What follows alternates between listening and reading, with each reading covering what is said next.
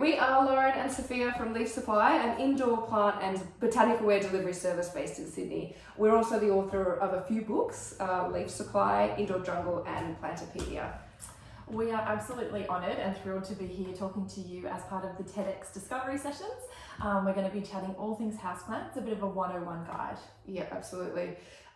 We love houseplants so much, and it's sort of our mission to share that with as many people as possible. And we find that if people are armed with all the tools to take care of plants, it's easier to form that relationship and have a positive, gardening experience. Absolutely. I think if the last 2 years have taught us anything, we've spent so much time at home, and our homes, it's really important that they are sanctuaries for us, that they nurture us. And I think introducing plants and that connection to nature is just a beautiful way of not only beautifying our spaces, but the mental and physical well-being sort of impacts from them as well are really important. Absolutely. Caring for plants is a super therapeutic thing, and studies have shown that it boosts calm, productivity, all these things. So get some plants, people. Yeah, do it. So today we're going to run through light, water, potting mix, fertilizer, humidity and pests, as well as we'll chat about some of our favourite plants you might want to go out and get your hands on.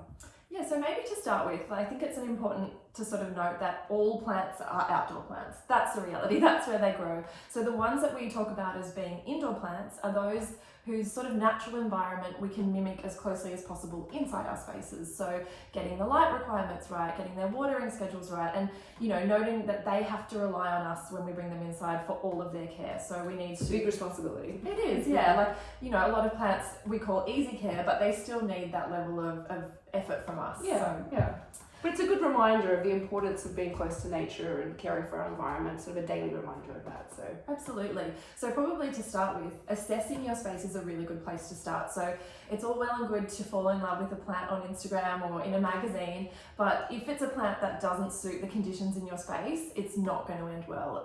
We want to be as prepared as possible that plant is going to live its best life in our home. So to start with, you want to look at your light situation. So have you got windows? Have you got skylights? Have you got a really dark space that, plants are really going to struggle in? You need to sort of assess that first and then pick a plant based on those sort of requirements. absolutely. So a sun-loving succulent will not be happy in a low-light bathroom, but there are plants that do work in low-light areas. For example, the devil's ivy, some of the philodendrons as well. So generally, you always need a little bit of light, but generally there's a plant for every spot in your home. A lot of the plants that do really well indoors are tropical, sort of rainforest dwelling plants. So they live beautiful lives lower down in the canopy where they get beautiful dappled light coming through the higher trees, and they get really constantly warm temperatures and high humidity. So they're the sorts of things that we're wanting to bring into our space. So create the rainforest in your home, basically. Exactly. Yeah. So the other thing that's really important is the watering schedule that your plants get on. There's no hard and fast rule. Plants shouldn't be watered once a week or once a fortnight or whatever it is. Of course, different plants will have different requirements, but it's so dependent on the size of the pot, the heat in the home, the amount of light they're getting, the season that it is. Of course, in winter, things tend to be colder, dry out less, unless your plant's sitting right next to a heater, for example. So you sort of can get on a bit of a regular schedule once you get to know your plant, but it's really important to check in as the seasons change or as you repot them or things like that. The easiest way to check in on your plant is to simply place your finger in the potting mix, dip it in, and if the first few centimeters or so are dry, generally most plants will need to be watered again. It's really important you let the potting mix dry out some, otherwise the roots can suffocate actually from having too much water, clogging their pores effectively. Yeah. It's really crucial that you don't overwater your plant. It's actually more plants are probably killed from overwatering, from too much love, than from underwatering. So keep an eye on that. And as we say, get to know your individual plants. So calatheas, for instance, will require more consistently moist soil. But I think drainage is key, and just knowing what your plant needs is a really good place to start. Yeah. We're sort of talking in general. In general terms, you need to check specifics of each plant, but there are some sort of generalities to these indoor plants, I guess. As Lauren mentioned, you want to have a drainage hole in the bottom of your pot. When it is ready for water, you give it a big soaking. let it run in. You can either do it over the sink or let it run into its saucer, and then half an hour or so later you just want to make sure that you empty the saucer if there's any water sitting in it, so that the roots don't end up sitting in a puddle of water, because that can lead to root rot, which you really want to avoid. Yeah, and stagnant water can attract pests as well. Yeah, so best avoided in all cases. So the potting mix that you choose will also be different depending on what sort of plant you have. Most nurseries will sell specific ones for either more sandy, coarse varieties for succulents and cacti, more moisture retaining but still well draining varieties for leafy plants. Foliage plants, yeah. It's that aeration in the soil that allows the water to flow through, be absorbed by the roots, but then any excess to drain away. That's really important for our foliage plants. Absolutely. So there's nutrients in your potting mix when you buy it, or when you buy your plant, or you pot it up yourself and get potting mix from the nursery. There's nutrients that have been injected into there basically, but over time, 6 months, 12 months, those nutrients will be absorbed by the plant, and so you need to top up the nutrients. So when you repot your plant, use fresh potting mix. That will give it a little boost. You always notice this big happy sigh that the plant gives when it's been repotted, which is best to do in spring or summer. So now's actually quite a good time to get onto that. But then also during the growing seasons, which tend to be the warmer months like spring and summer, it's important that you give it a little boost, a little bit of fertilizer. So we love this one. Yeah, a liquid organic fertilizer is quite a good way to do it. I think you want to err on the side of caution, so we over dilute. You can always add more, but if you over fertilize, it'll lead to sort of the tips of your leaves burning, and we really want to avoid that. So yeah, absolutely. Err on the side of caution. Yeah, so like look at the instructions and then halve the amount that they say. We generally find. Yeah. But yeah, indoor specific is what you want. Yeah. But liquid fertilizer is great as well. So yeah, this one's just a couple of drops in your watering can. Super simple. We generally do, I would say, for these sorts of plants that we've got here, probably every 2 weeks during the spring and summer. If you miss a go, they're not going to die on you, but it definitely does encourage new growth and help keep the sort of biodiversity going in the soil. So yeah, pretty important. Yeah. While you're watering your plants, it's also quite useful to spritz them. Yep. Where is our This stuff? one here? Yeah. So humidity, as we've sort of talked about, these plants are often hailing from the really steamy rainforest, and so the humidity levels in our homes are often a little bit inadequate, and you might need to give them a bit of a boost, and misting is a great way of doing it. We generally suggest misting in the morning because that allows the plant throughout the day to absorb that water and not sort of be not have it sitting on the leaves and potentially attracting pests. Just allows it to be absorbed through the day. And just like every couple of days, depending on the plant, depending on how dry your space is, things like air conditioners and heaters obviously dry out our spaces more quickly. But yeah, for instance, in Sydney in summer, we have quite a humid it wouldn't be so crucial then, but in winter, once the heaters are on, I find I really need it. And I find I benefit from it as well. Having that bit more moisture in the air definitely makes me feel better too. So another easy way to do that is, if you need extra moisture, is to place pebbles on your saucer and then fill that up with water. So the roots, and put your pot back down. So the roots aren't actually sitting in water, so there's no issue in terms of root rot, but that water will slowly evaporate around your plant, aiding in the humidity.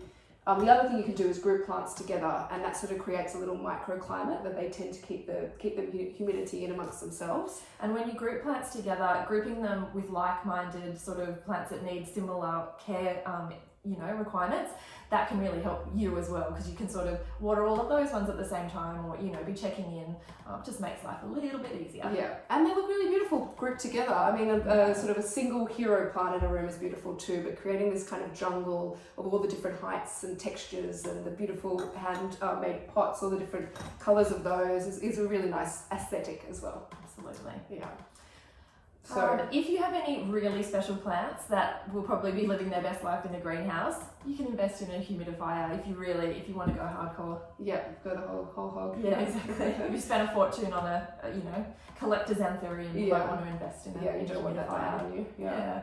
But also, plants do die, and that's the reality, and don't feel bad about it. We've certainly killed a fair few plants in our time, and it's all a bit of an experiment. As much research as you can do, figuring out what works best in your home is it's part of the process. Don't feel bad. And learning from, those plant deaths, why did that plant die? Was it the wrong plant for your space? Was it sick when you brought it in and you hadn't realised? As long as you learn something from the experience, it's not something to beat yourself up about. And, part of the process. It's part of the process. And you sort of need to not enjoy that aspect, but accept that aspect in order for it to not freak you out and put you off future plant. Yeah, absolutely. Don't let it get you down. Yeah, exactly. So pests are one thing that do tend to kill plants.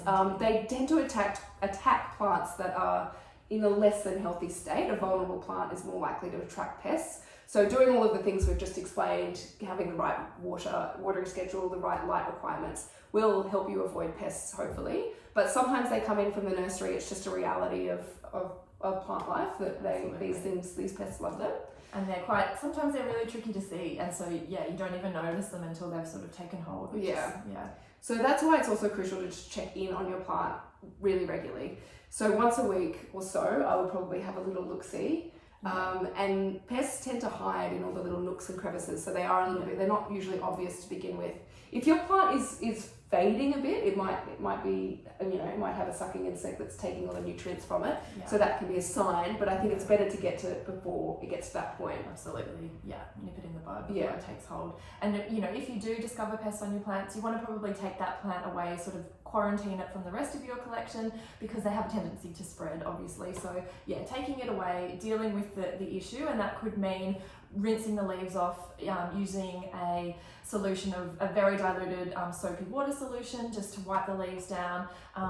For things like mealybug, which is the little cotton wool like creatures you might spot, I find like an earbud or a cotton bud dipped in alcohol and just remove each of the different pests. There's lots of different pests that you'll come across, but I think you'll find that you can do some research on what the pest might be, and you'll find that you probably need to treat it a couple of times before you eradicate it. They're pretty pesky. Yeah, you won't usually find every little tiny bug and every little egg. So if you discover that you have these pests, address it, try and remove them, and then come back every week or every few days for a few weeks at least to make sure that any smaller ones that you missed are gone as well, and then hopefully you'll break the cycle.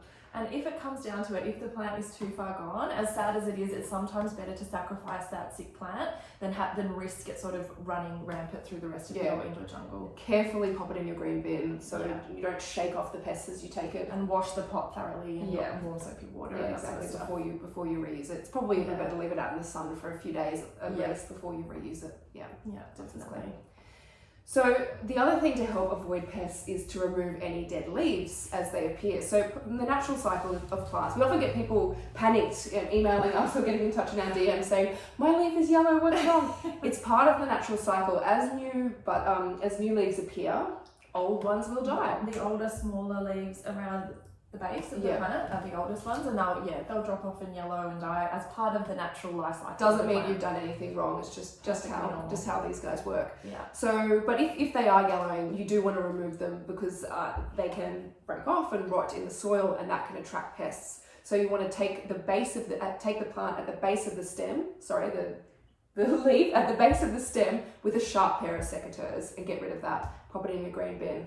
If you find your plants getting really leggy, that's another thing that can happen with different varieties, often the vine varieties. Yeah. So this guy's quite leggy, this Monstera adansoni, but I kind of like that. He kind of climbs around. I've got another one that's on my sideboard and is climbing around a painting, which I really like. So that's okay, but this devil's ivy over here was just getting unruly and out of control. So I gave it a really good prune, a little haircut. And then I popped the stems in water. So stem cuttings is one of the easiest way to propagate a lot of indoor plants. Yeah. So these were, I think, the adansoni, the devil's ivy, and the Philodendron Brazil work great with stem cutting. It's a really easy way to grow more plants. You can see that the roots have really gone crazy in that propagating vase, and they'll be ready. They can either happily live in water. I'd say that's probably been in there for more than a year now. Yeah. I'm kind of enjoying it as it is. It's probably going to stay there, isn't it? But same thing is that you can actually put them back into either the original plant to thicken it up, or you can create new plants and gift them to friends. It's a really lovely gift to pass on.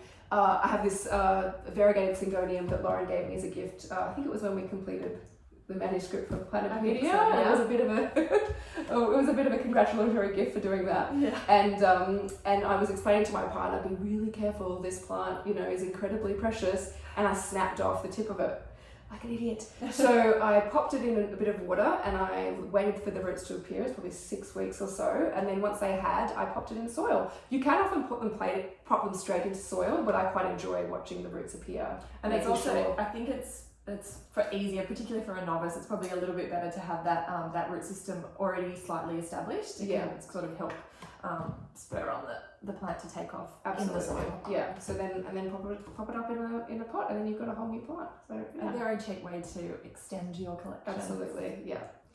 So now should we talk about some of our favourite plants? We've got some of them here today. Yeah. So this is a Homelina Maggie. It's got these beautiful red stems and these arrow-shaped leaves. I love the texture too on them. They're sort of, the leaves are nice and ribbed. Yeah. And it's a beautiful, easy care plant. Pretty underrated. You don't hear a lot about the Homelina Maggie, but it's a really great plant for novice gardeners and, you know, through to advanced gardeners. But yeah, it's really lush and I love the red stems. I think it's it makes it a little bit different, doesn't it? And I think behind Soap, you can spot the Monstera coming in. This was the plant really that got me hooked on indoor gardening. And I think it's a bit of a fave. It's definitely a stalwart in the indoor plant world. Just those big graphic leaves. They're big, they're bold, and they're really easy to super low maintenance. Yeah. The fenestrations, which is the little Swiss cheese holes, as it's called, as its common name, appear as the plant matures. So I actually don't have any younger leaves on this one. Well, there's a sort of extra young one with one, but they'll get more and more fenestrations as the plant matures. And they've got aerial roots that people often confuse. They're like, why are my roots coming out of my soil? But they're part that in the rainforest, these plants clamber up trees and they use the aerial roots to sort of cling on, and they also absorb water and nutrients through the aerial roots too. So just let them go wild. Don't try and pop them in the soil. I've spotted a few things on Instagram recently where people are putting those aerial roots into water and it's actually promoting new growth on the plant. So there you go. Give that a shot. I mean, you can remove them, but we don't really recommend it. They're part of the natural form of the plant. And we've got that one staked, so as they grow bigger, they will need to be staked to sort of mimic the tree that they're, you know, supposedly growing up. Absolutely. They can get unruly, let's face it. But those aerial roots will sort of form around the stake as well, so I'd say keep them on. Yeah. What else have we got? Another Monstera, a little bit more delicate and vine-like, is the Monstera adansonii.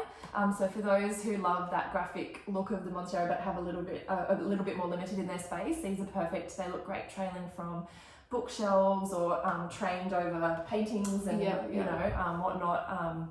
They're a beautiful option indoors. For all of the trailing or climbing plants, you can put little hooks, whether you're renting and use a 3M or your own. You can pop it, nail it into the wall, little hooks to train your plant up a wall, and that looks really beautiful. My folks have a Rhaphidophora tetrasperma in a corner of their house, and it's just completely taken over. They've trained it up, and it's incredible. And it's this beautiful sort of feature of their home now. Very lush. Yeah. What else have we got here? We've got a beautiful philodendron. Now, I am a bit of a sucker for a philodendron. They're a really varied genus of plants. So you've got everything from this more upright or bushy sort of philodendron hope, the Philodendron Brazil with its beautiful variegated leaves and binding heart-shaped. What else? I've got a beautiful Philodendron tortum, which it's the skeleton key philodendron. It looks, it's really spindly and graphic, and they do really well indoors across the board, philodendrons. They're really easy to care for, and they're beautiful and lush. I haven't met one that I haven't fallen in love with yet. You wouldn't necessarily know that they're related. No, so many different varieties. We also love variegated plants, like this variegated syngonium. So variegation is sort of a natural mutation that happens that is then, adored, and nurserymen and women then propagate, continue to grow them for that feature. Yeah. So anything variegated is really beautiful. We love that. The Monstera, the variegated Monstera is, it'll go for hundreds of dollars for a small cutting on eBay. They're very sought after. Yeah. But even just, the Brazil, which is really easy to come by. you know, what other, the devil's ivy have heaps of different varieties. Yeah, of the different Marble Queen's probably my favourite, variations. that one. It Yeah. is a beautiful one. Yeah. So yeah, they're definitely having a moment, I think, variegated plants. I'm also obsessed with carnivorous plants, so they're a little on the harder side to grow. But if you, I don't know, if you've had luck with a few of the more easy care, then it's worth giving a go.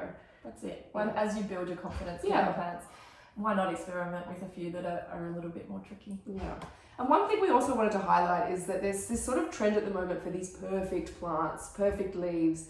But part of life is that things, you know, grow a little funkily or they get damaged, and that's okay, you know? That's it. Like, I think you really kill the joy of a lot of things. I think across the board in life, when you strive for perfection, you really miss out on the joy of it. And I think, you know, sometimes leaves emerge and they're slightly warped, or you know, they've got a discoloration, or you know, Your toddler tears one in exactly. half, you know? And it's just, these are living things, and I think we need to embrace them for their quirks and blemishes, just like we do ourselves. Yeah, absolutely.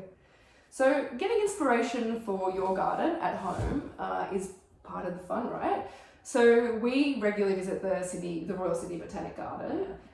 They've got an amazing greenhouse there that we were lucky to shoot for one of our books, which is it's not always open to the public, so that was pretty special. But most cities have botanic gardens. There's always one nearby. We suspect it might not be as grand as the Sydney one in Sydney, but you know there's always worth a visit, we find. Nurseries. Yeah, your local garden store.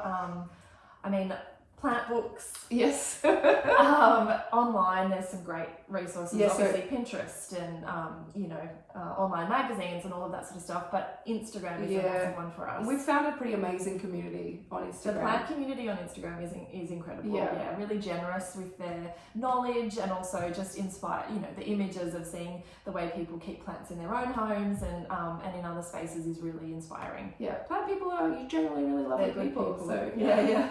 So maybe a few of the cats that we love. There's Anne O'Leon, who's a friend of ours in Sydney. Yeah. Jane Lloyd, who was a horticultural consultant on Plantopedia. Yeah, she's Strange Plant Lady on Instagram, but she's Yeah. got an incredible collection. She's got a store down in Melbourne as well with her Yeah, partner. and she's got some amazing orchids and Hoyas at the moment. Yeah. Flowering beautifully. Flower Yeah. plants. Who else have we got? In the UK, we love Alice Vincent. She is an amazing horticultural writer and garden enthusiast, I guess. Indoor and out. Indoor and out, yep. And also Studio Rocco, who have written some beautiful plant books, and they biophilic designers, and their account's really inspiring. And Thomas Denning down in Melbourne. Another He's Australian that as well. Yeah, another one we featured in our books. Yeah, so I mean, hop on and have a little cruise around, and you'll find lots of people to help inspire you. Yeah, dive down the rabbit hole Yeah. of Instagram. Yeah. Well, we hope this has been informative and inspiring. Yeah. We really, truly believe that plants make people happy. So even, you know, if you start with one plant, give it a go. Exactly. You'll And don't probably be scared. Yeah, Don't be scared of indoor gardening. Yeah. Embrace it. Yeah. It's supposed to be fun, and you know, the benefits of keeping plants is about improving the quality of our lives. So yeah, don't be scared of it. Embrace it. Enjoy it. enjoy. Yeah. All right. Thank you so much. Thanks, guys. Bye.